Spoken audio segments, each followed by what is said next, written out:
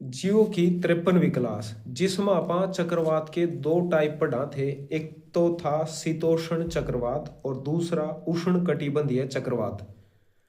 अब शीतोष्ण चक्रवात के है, इसमें इसकी जो उत्पत्ति है वो पछुआ पवना तो है ग्रह 30 से लेकर 35 अक्षांशों के मध्य भूमध्य रेखा तक 30 डिग्री उत्तर और दक्षिण और 35 डिग्री उत्तर और दक्षिण अंडाकार इनकी शेप वो है शीतोष्ण चक्रवात की।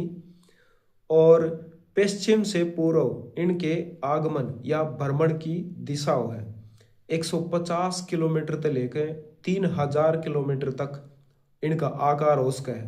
150 किलोमीटर से 3000 किलोमीटर तक हल्की से मध्य वर्षा लेके आए कर अपने साथ हल्की बौछार के रूप में और अस्थिर उष्ण वायु में संवहन होती है। यानी अस्थिर उष्ण वायु है इनमें, क्योंकि यह वाताग्रह के आगे शीत वायु के ऊपर तीव्रता से उठती है।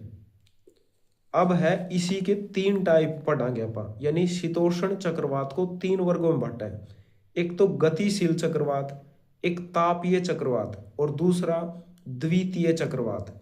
गतिशील चक्रवात में वास्तविक समशीतोष्ण चक्रवात कहेंगे इसने, क्योंकि ये ठंडे ध्रुवीय वायुद्रव्यमान और गर्म और नम समुद्री उष्णकटिबंधीय वायुद्रव्यमान के अभिसरण के कारण बनते हैं। यानी मोटा तौर पर बात की है, ठंडे ध्रुवीय वायुद्रव्यमान के कारण और गर्म और नम समुद्री उष्णकटिबंधीय वायुद्रव्यमान के अभिसरण के कारण, यानी ध्रुव का और समुद्रा का इनके बीच में रोल है।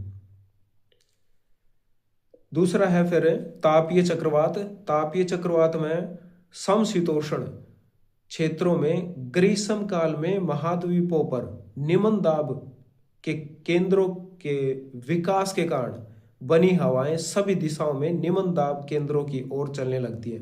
यानी ज्यादा दाब थे निम्न दाब की तरफ और ग्रीष्म काल में ऐसी उष्मीय जो समशीतोष्ण चक्रवात है उत्पत्ति का स्थान बने हैं। यानी इसी स्थिति पैदा होगी तो ये बन जाएंगे तापीय चक्रवात, क्योंकि तापमान का इनका रोल है।